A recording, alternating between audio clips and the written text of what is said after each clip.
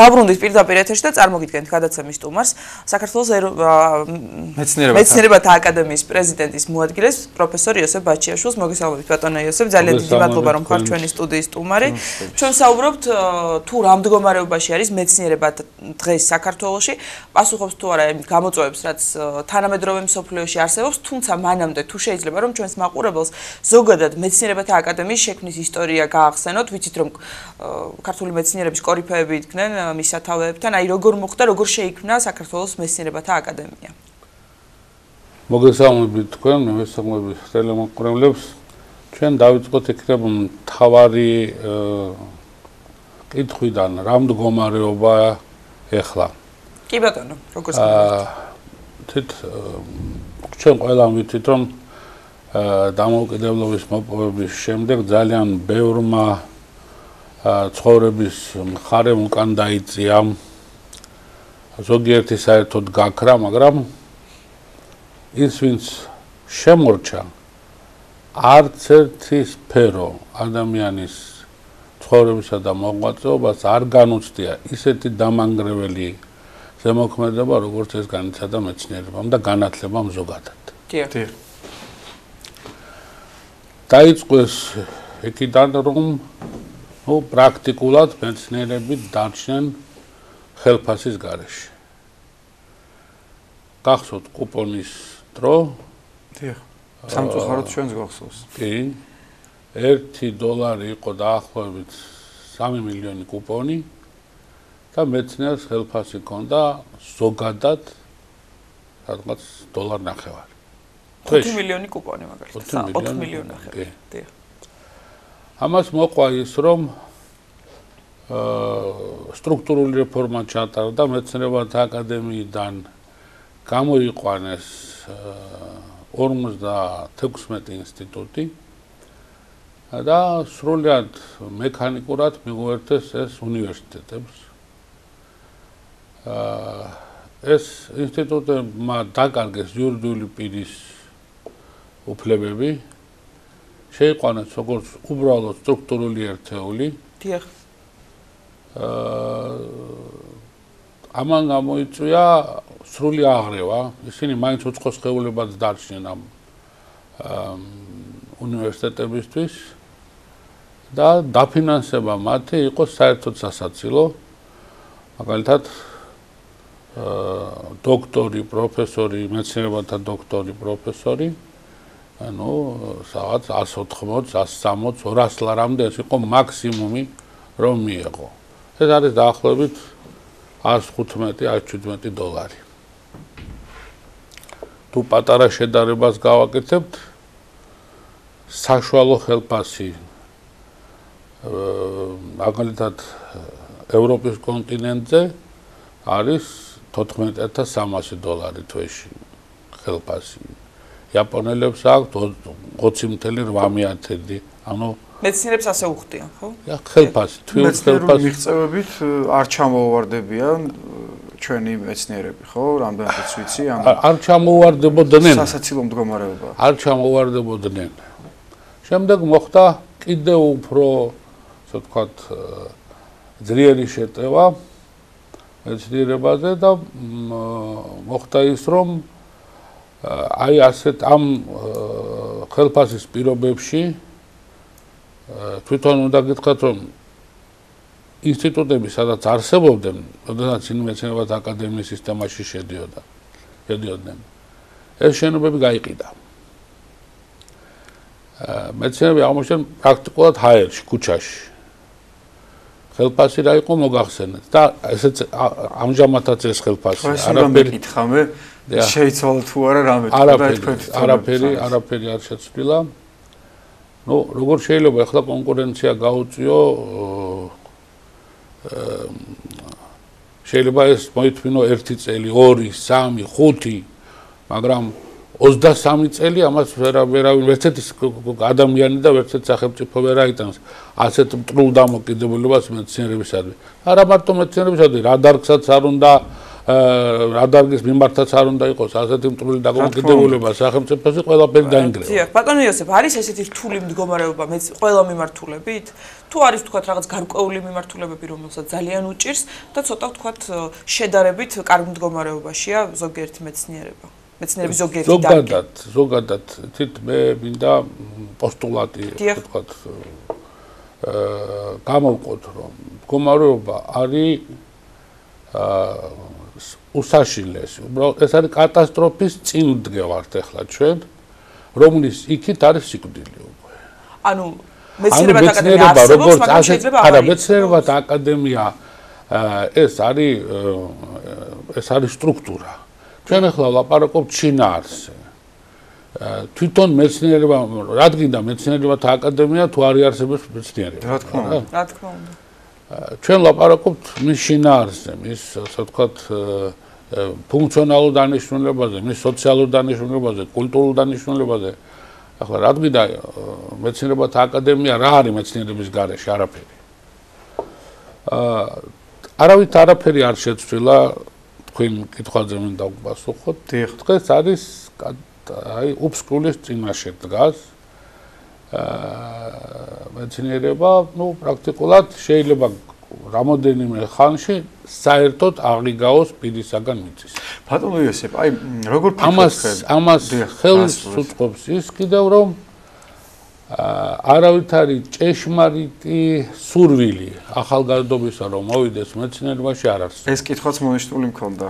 არ არსებობს, იმიტომ რომ მოტივაცია არ არის. მოტივაცია არ არის. არანაირი მოტივაცია არ არის. ჯერ ერთი თვითონ მეცნიერი არის პატივაყრილი სახელმწიფოს მიერ, იმიტომ რომ როდესაც ნებისმიერი ადამიანი ხედავს, რომ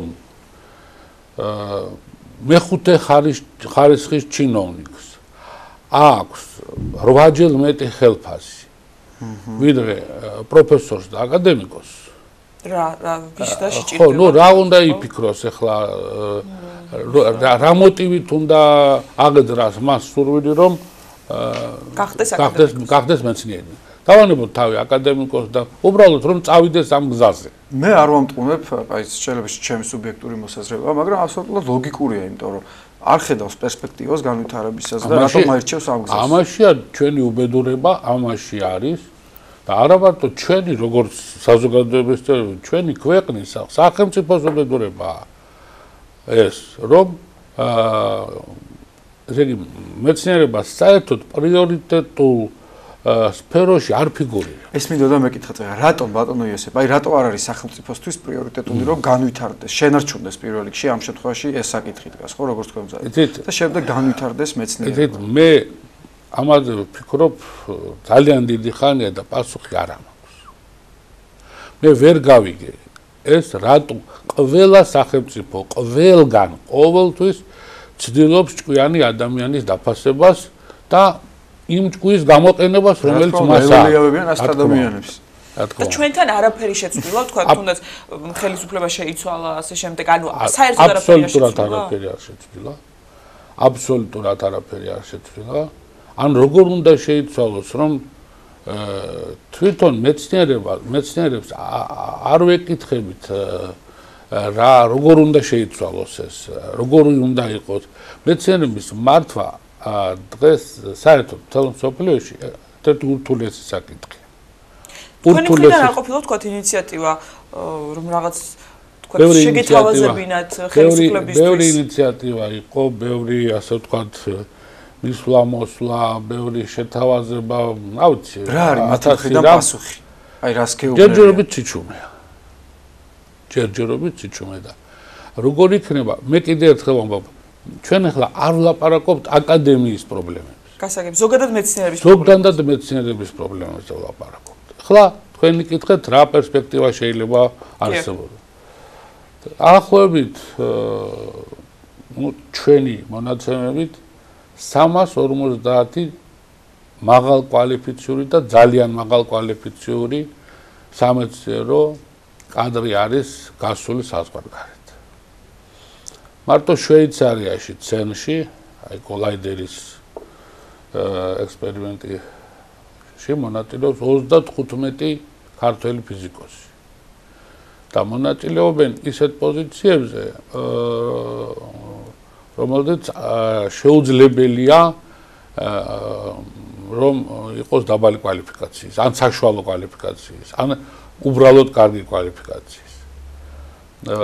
საერთოდ იცით რომ CERN-ი არის ერთი რამით ძალიან განთქმული, რომ ყველა სფეროს ყველაზე კარგი სპეციალისტი არის იქ.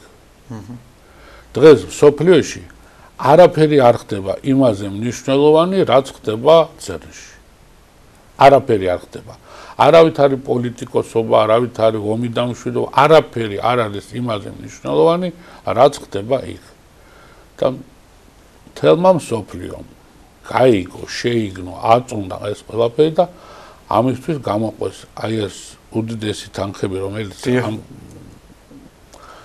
მიმართულია აქ მიმართული და უცდიან ასე ვთქვათ შედეგები მოდის. იმიტომ რომ ის რაც იქ ხდება, ეს ძალიან დიდ ზემოქმედებას ახდენს მედიცინაზე, ეს არა მარტო ფიზიკაა. ფიზიკა ასე ვთქვათ დროშაა, რომელიც წინ მიდის. ის ძალიან დიდ გავლენას ახდენს მედიცინაზე, ბიოლოგიაზე, ეკოლოგიაზე და უამრავ სხვა დარგში. სამყაროზე. რა თქმა უნდა. აი აქ ყავს ჩვენ მხოლოდ მარტო აქ 35 ფიზიკოსი, ქიმიკოსები არიან გასული, ბიოლოგები. მე ზოგადად რომ ვთქვათ, ახლა ეს ხალხი არის აქედან გაქცეული. პრაქტიკულად ბედმა სხვა გზა აღარ ქონდა მას და წავიდა და ასე ვთქვათ და იქ მიაღწია კიდევ რაღაცას. ხალხაშორის შრომის მოყარე ქართველი ყოველთვის ძალიან კარგად ერგება და აღწევს უცხოეთში ძალიან ბევრი მაგალითი არსებობს ამისი, რომ ძალიან ასე ვთქვათ კარგ პოზიციებზე ხდებიან. დანარჩენი ახლა რა თქმა უნდა ძლიერი ქართველოლოგიური სკოლა არსებობს, ისტორიული, არქეოლოგიური, ძალიან კარგი მათემატიკური სკოლა იყო, თქვენ მოგეხსენებათ დიდი მათემატიკოსები ყავდა, ფიზიოლოგია, ისეთ უამრავი დარგი შეიძლება ჩამოთვალო, მაგრამ როდესაც 23 წელი შენ ამას თვითონ აჩერებ. თვითონ ასე ვთქვათ, არ ვიცი რაღაც მარწუხებში აქცევ. მაგრამ მაინც ენთუზიაზმზე, ხო, ისევ პატიოსანი თანამშრომლების და რაღაცა მეცნიერი კაცი თავის თავად ძალიან გავს ნარკომანს. დამოკიდებული კი. იმან თუ ინტელექტუალური საზრდო არ მიიღო, ის ისეთივე ცუდ დღეში აღმოჩნდება, როგორც მაგალითად ნარკომანმა თუ მან ასე ვთქვათ არ მიიღო ის ნივთიერება, რომელიც მას უნდა. იმ ნივთიერების გაღბაშვა დაგვიქვაროს ყველა, მაგრამ რიგ შემთხვევაში ეს უფრო მეტად არის დამოკიდებული აი ამ ინტელექტუალურ საზრდოზე, ვიდრე ნარკომანი. ხა მეცნიერება სულ რომ ასე ვთქვათ თქვენ გახსოვთ რომ მეცნიერებს ცეცხლზე წვავდნენ, ისე თავს აჭრიდნენ და ასე შემდეგ, მაგრამ ის მაინც ვითარდებოდა რა. მაინც განვითარდება რაღაცა, მაგრამ ჩვენ აღარ ვიქნებით იმის მონაწილე. აი ამაშია საქმე. და თუ გაქრება ინტელექტი, ფიზიკა აზრს კარგავს. აზრს კარგავს, ვინ უნდა აღზარდოს სტუდენტი, თუ მეცნიერი არ იქნა. აი აქ ისმება წერტილი. თან ის თაობა მაინც ვთქვათ შედარებით ახალგაზრდები როგორც თქვენ ბრძანეთ გასულები არიან საზღვარგარეთ და იქ მოღვაწეობენ.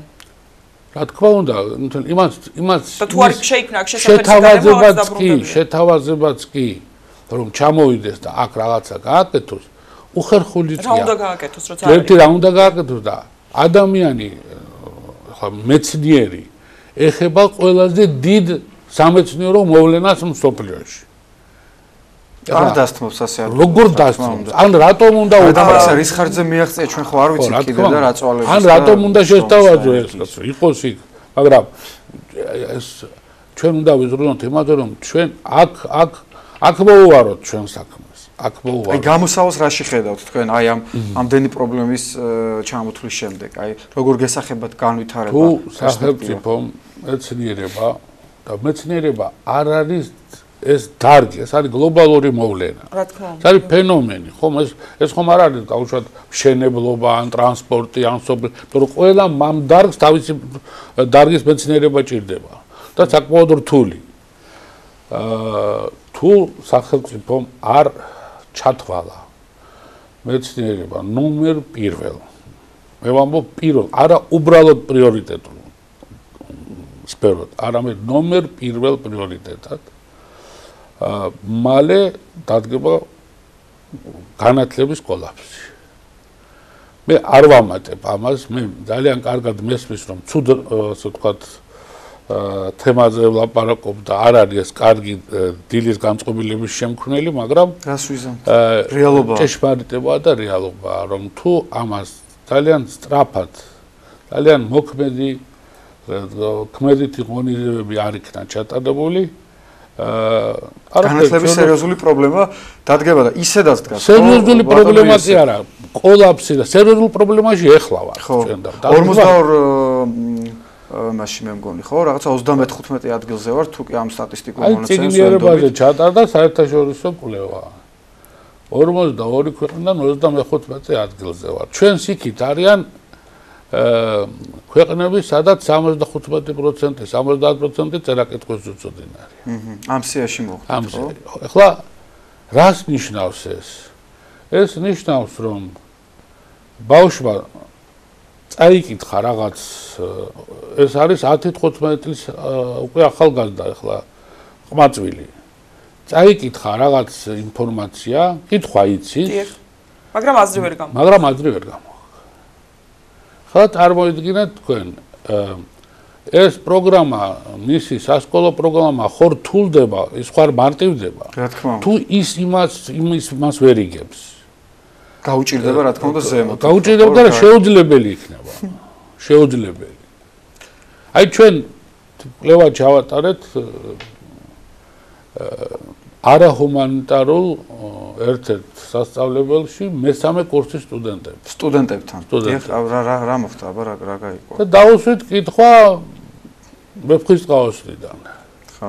ნუ ცოტა ასე ვთქვათ ინტრიგული ხასიათის იყო ეს კითხვა, მაგრამ ან შევბედეთ. გავაფრთხილეთ, რომ ეს კითხვა არის ვეფხისტყაოსნიდან. დიახ. და კითხვა იყო ფორმირებული ასე, ვინ არიან ერთმანეთისთვის ნესტან დარეჯანი. სავარაუდო პასუხები? სავარაუდო პასუხები იყო დები, დედაშვილი, ნათესავები, მეგობრები, ერთი და იგივე ადამიანის სახელია და არ ვიცი. ყველაზე მეტი რეალობა, სავალალო პასუხები. თანხმობა, ანუ ესე იგი წარმოიდგინეთ 60 სტუდენტიდან მესამე კურსის სტუდენტზე მაქვს ლაპარაკი. კარგად გახსოვდეს ახალი დამთავრებული აქვს სკოლა. არა. ამ სკოლის მე ერთხელ მაგარაკუშობა სკოლა როდის აქ დამთავრდა. ერთ წელიწადში დიპლომირებული მოქალაქეა. უკვე და ქვია რომ უმაღლესი განათლება აქვს მიღებული. აი 60 ახალგაზრდიდან 19-მა უპასუხა რომ არიან დები. 10-მა უპასუხა რომ არის დედაშვილი. ნუ მოკლედ თლიან ჯამში რომ ავიღოთ 25%-მა გასცა სწორი პასუხი და 75-მა თლიანად ну, შეგი, მან რო არ იცის ვინ არის ნესტან დარეჯანი, არ იცის ვინ არის ტარიელი, ავთანდილი და შესაბამისად არ იცის ნაცვლად. მაგრამ ასეთ ტენდენციაც ხო არის ბატონო იოსებ, რომ თუ თქვა არ არის ადამიანი მაინც ქართული ენისა და ლიტერატურის ფილოლოგი, არ არის აუცილებელი რომ ვეფხისტყაოსანის საერთოდ კონტექსტ აკითხული. აი ამაზე რა აზრის ბრძანდებით? ხო არის ასეთი ტენდენცია? არსებობს კულტუროლოგიაში ინფორმირების რაღაც მინიმუმი. აი თქვენ დაუშვათ არა ხართ მწერალი. დიახ. ან იცით წერა-კითხვა და კითხულობთ გაზეთს, ხო? აი თუ თქვენ იმის კულტურაც არა გაქვთ, რომ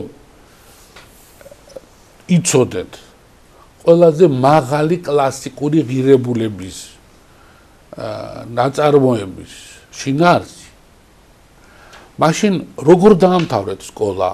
ან როგორ მოხვდით ან უმაღლესში? ან საერთოდ ვის წარმოადგენთ, რას წარმოადგენთ? რა გინდა? თქვენ გარდა იმისა, რომ ხართ ამთავრებთ უმაღლეს, ხვალზე უნდა გათხოვდეთ, ძოლი მოიყვანოთ და შვილი გეყოლებათ. რას ასწავლი იმას? ბახლაებას რას ასწავლი? და მეორეც ერთი შინაგანად როგორი ადამიანი ხარ შენ ახლა? იმან თუ ნესტანდარეჯანი არ იცის, მე თავს დავდებ, რომ იმან არ იცის ისტორიის საქართველოს ისტორიის არაფერი. რა თქმა უნდა, იმან არ იცის ლიტერატურა. და ასე საერთოდ დავსვათ კითხვა, ასე კი არა, რა არ იცის? საერთოდ რა იცის? ეგ შორს წაგვიყვანს ალბათ. სამწუხარო რეალობა არის, მაგრამ ჩვენ მაინც იმედი გვაქვს, რომ გამოსწორდება, ხო ეს ვითარება? არა, ეს ვითარება თავისთავად ვერ გამოსწორდება. თავისთავად ვერანაირად ვერ გამოსწორდება. სახელმწიფო დონეზე უნდა ეს აუცილებლად ეს უნდა ასე ვთქვათ, უნდა აღიაროს ქვეყანამ, უნდა აღიაროს სახელმწიფომ, უნდა აღიაროს საზოგადოებამ.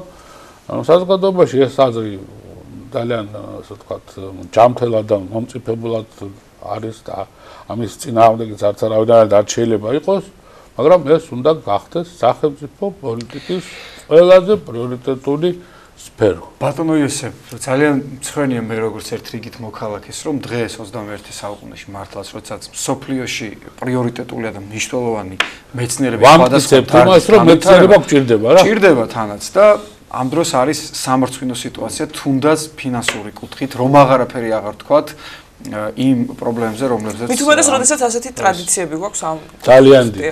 ძალიან სამარცხვინოა მართლა. ძალიან დიდი. იმედი გვაქვს, რომ ამ კუთხით ყველაფერი უკეთესად იქნება, თუ კი გვისმეს ახლა ადამიანები, რომლებიც ყურად იღებენ და გულთან მიიტანენ ამას. შევახსენოთ მაყურებელს, რომ საქართველოს მეცნიერებათა აკადემიის პრეზიდენტის მოადგილე პროფესორი იოსებ ბაჩიაშვილი საუბრობდა სტუდიაში.